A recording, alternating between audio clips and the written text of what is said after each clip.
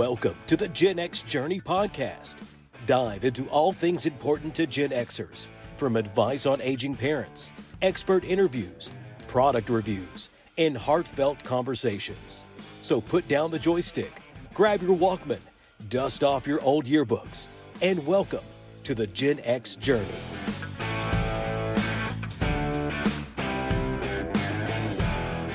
Welcome back to the Gen X Journey podcast. My name is Noel Kirsch. I'm here with Keith Abbott and Steve McKelkey, fellas. Hey. How's it going? Man, going good. If I'm still on a high from the alumni thing, so this is good. Awesome. Same. Awesome. This episode, Keith, you want to kind of introduce the topic for this episode? So this topic kind of hit me the other day because I was at a meeting and it seemed like every single statistic that this meeting posted had millennials, had boomers, and had like Gen Z, but never did in any survey or any statistics that they came up with, did they bring up Gen X. And it kind of got my attention. And as I was watching television and as I was seeing YouTube and doom scrolling on YouTube as we tend to do, I noticed that more and more often. It's like it skipped Gen X's generation on all of these surveys, all of these polls that have been run. And I just thought, this is a thing that I want to talk about here. And so the three of us have taken some time and with our awesome research department to kind of come up with some explanations as to why this is the case. And so we've looked at things even from the Bureau of Labor Statistics, the Pew Research, some of the, even looked at things like NPR, the Berkeley Institute for Young Americans, Reddit, NBC News. So we've actually done some research on this just to kind of better understand why Gen X is left out of a lot of polls. Makes sense if you think about it. We're our own worst enemy, right? So this is going to be interesting. So Steve, I'll let you start off with kind of one of the first things that you uncovered. Tell me more about that. Yeah. But before I do, I think about Gen X. So most of the people I work with, direct peers, are the same generation. A lot of people that work for me, though, are of the Gen Z, millennial.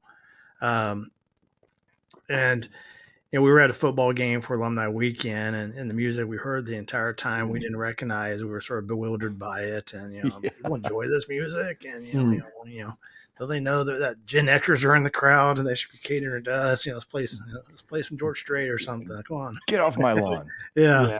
We're some Guns N' Roses when we need it, but Anyway, but the truth is, and to segue into, the first point here is Gen X is generally smaller in size compared to neighboring generations like baby boomers and millennials. One estimate puts the 2019 U.S. Gen X population at around 65 million, which is less than baby boomers, which is at 71.6 million, and millennials that are 72.1 million.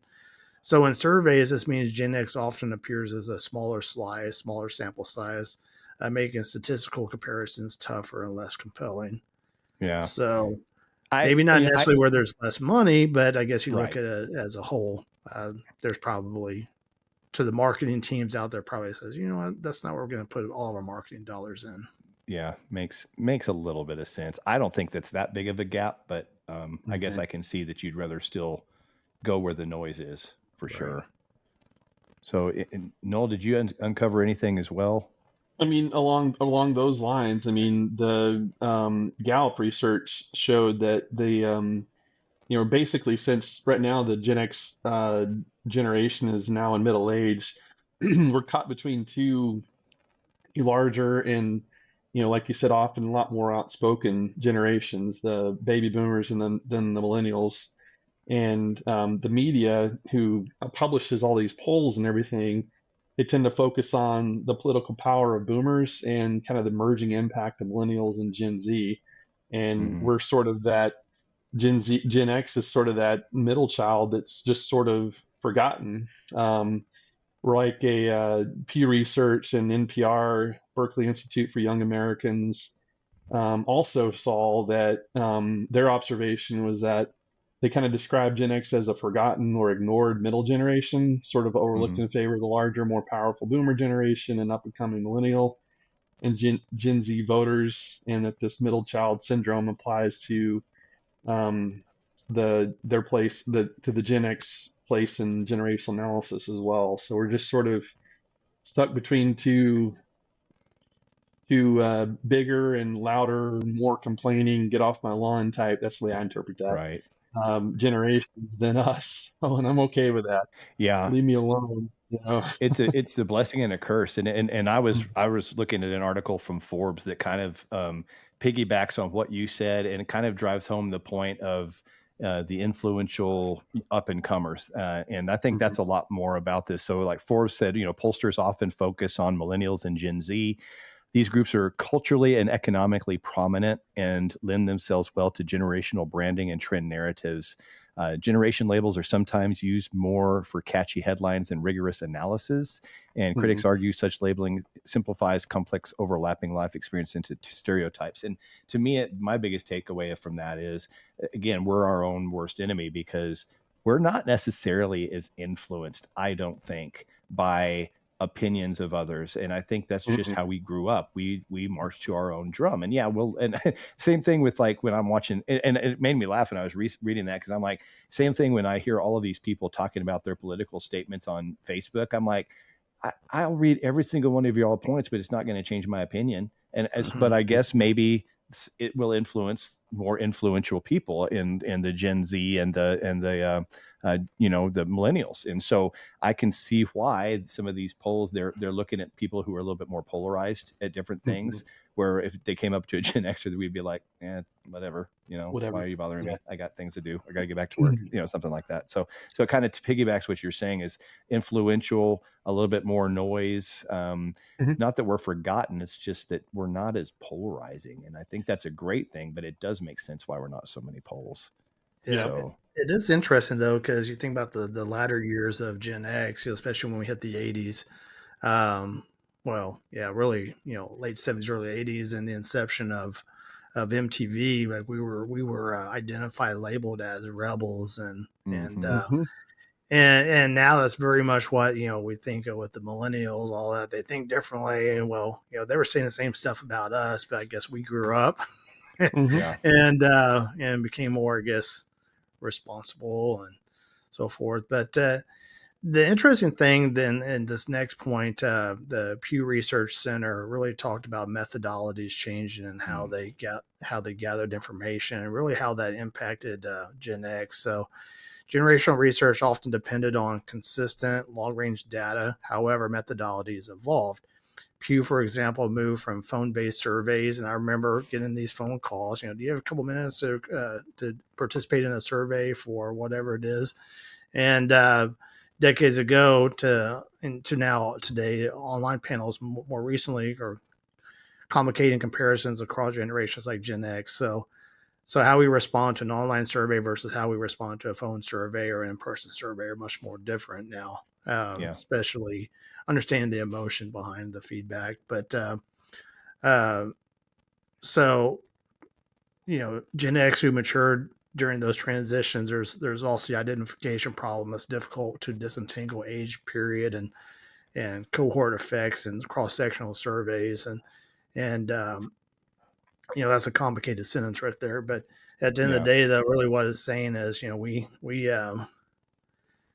don't like to, I guess, be pinned down on who we are and how we're wired, and I think our generation has been taught to evolve, and we've seen that a lot of technology, how we're influenced and everything. And so it's essentially what Pew Research Center is saying is, hey, look, this generation evolved so much that the data from this group is not as consistent as what they see of today's surveys. So it kind of makes me laugh. It makes me think of, you've heard, you wonder why Gen X is so angry, because we had to go from album to 8-track to cassette to CD to MP3 and now streaming platforms to listen to our same music. It's funny because that also kind of answers this too, where we've been in this generation that we went from writing things to Scantrons where we bubbled in an answer to online or to just basic computers where the teacher would print it out to online. It's the same idea with these surveys. And it makes sense why some of our voice is getting lost, because there's no way we were, nothing about our generation has been consistent. No. I've had to buy the same album in 5 different platforms, and now I have to pay for it monthly. It's crazy. Yeah. So it makes sense that there is a little bit of a miscommunication here. And it does also make sense because I truly do think our mentality is different in extreme ways from millennials and those. And I would say probably leans more towards the mentality of boomers as we age. So I can kind of see, based on what this research is saying, why we're more pooled into the baby boomers and their opinions on things. So it makes sense that we kind of get lost in that shuffle. In fact, it was funny. I love this on Reddit. I was researching some things on Reddit the other day, and they said members of Gen X joke about being overlooked or lumped together. 2 quotes. I agree with this. In my opinion, we're not forgotten. We're being lumped with boomers, and maybe because not enough Gen X would answer a stupid survey, we'd go whatever and move on. So it's so true. So true. So I thought that was pretty funny, and drives home the reason probably why they don't survey us, because we're like, look, we're just going to throw that in the trash. Don't even try. Yeah. Whereas like, anytime a boomer gets something like this, we're going to be opinionated. And then, all the millennials like to do those things to kill time. So truth is, like, if I ever participated in a phone survey back in the 80s or 90s, rarely did I give honest feedback. I mean, it was whatever I could do, whatever I could answer for my own personal entertainment. And, absolutely. Absolutely. That's why we came up with the, is your refrigerator running? You better go catch it when we prank call people. Yeah. That's right.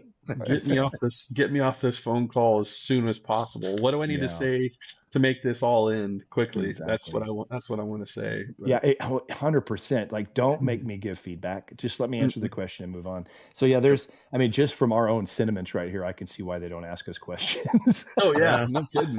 Yeah, no kidding. So, I totally believe that. But yeah, I mean, and it kind of bothers me that I'm not involved in some of these polls. Like, I even went to a meeting with my own company about a year ago, and it was the same thing. There was no Gen X anything there. And that's where I first noticed it. And then I started noticing it in some of these other things. And I'm like, I'm kind of upset about that. But now that I'm doing more of the data, I totally understand it now too. And I'm okay with it more now that I understand it more. I'm actually more okay with it now either way, going, I'm glad that you don't care, because I don't care about what you think either.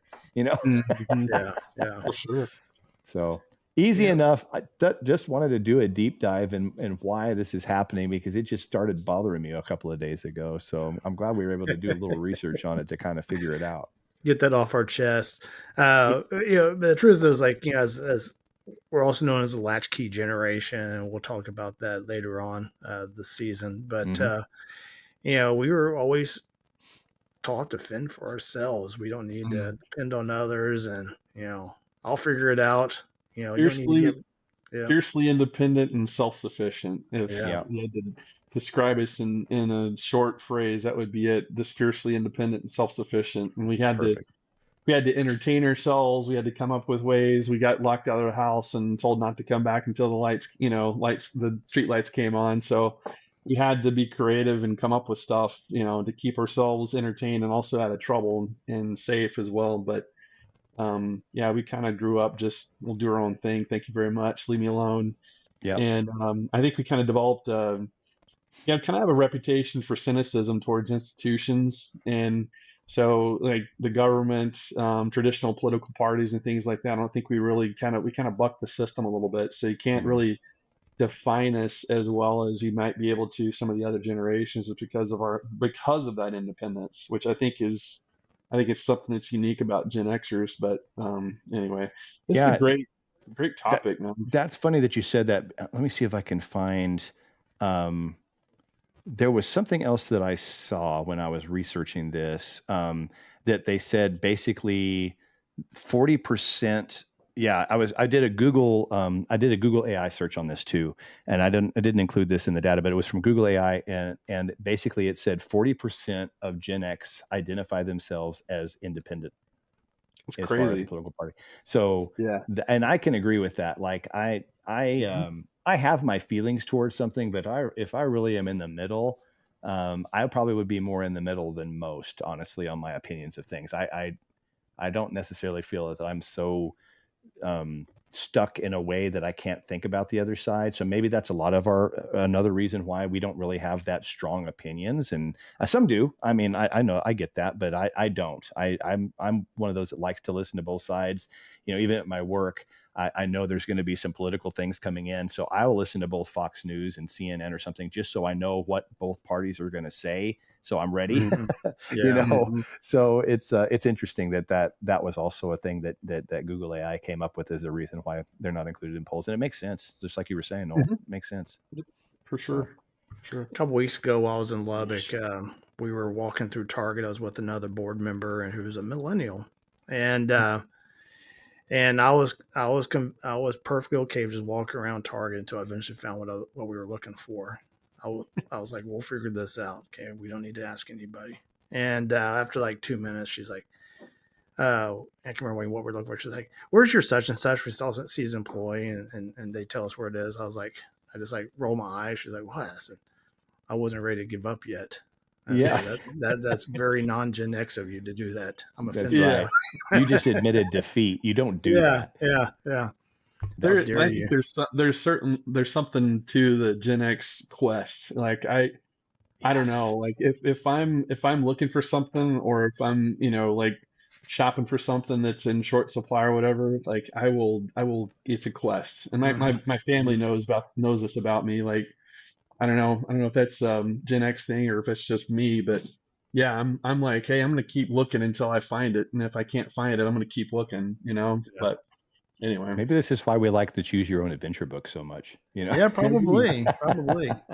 Yeah, I think as a generation we're naturally curious. It's we tend to ask why, more often than others, and part of that's just allowing us to be engaged in what it is we're doing at the moment. But I think it is because we're naturally curious. I mean, I think I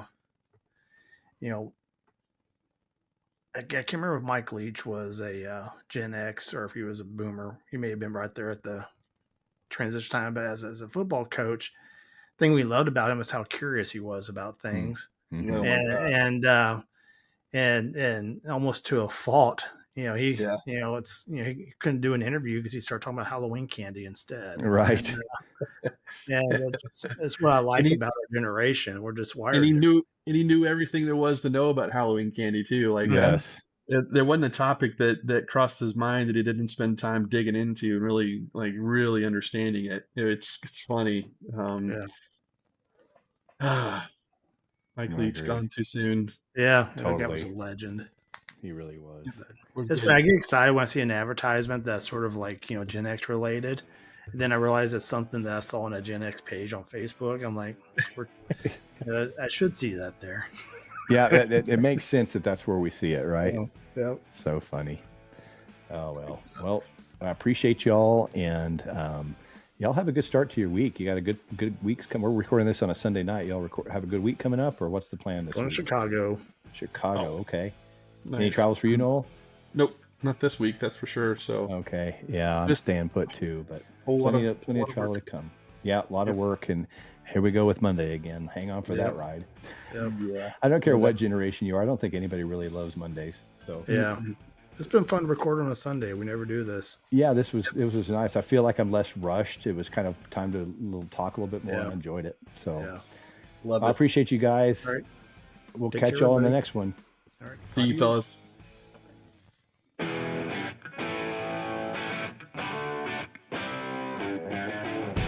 The views, thoughts, and opinions expressed in the Gen X Journey podcast belong solely to the hosts and guests and do not necessarily represent the views or opinions of any entity they are associated with. The information provided is for entertainment and informational purposes only and should not be considered professional advice. Listeners are encouraged to seek the advice of qualified professionals for any specific issues they may face. The creators and contributors of this podcast make no representations as to the accuracy, completeness, or validity of any information, and will not be liable for any errors, omissions, or any losses, injuries, or damages arising from its use.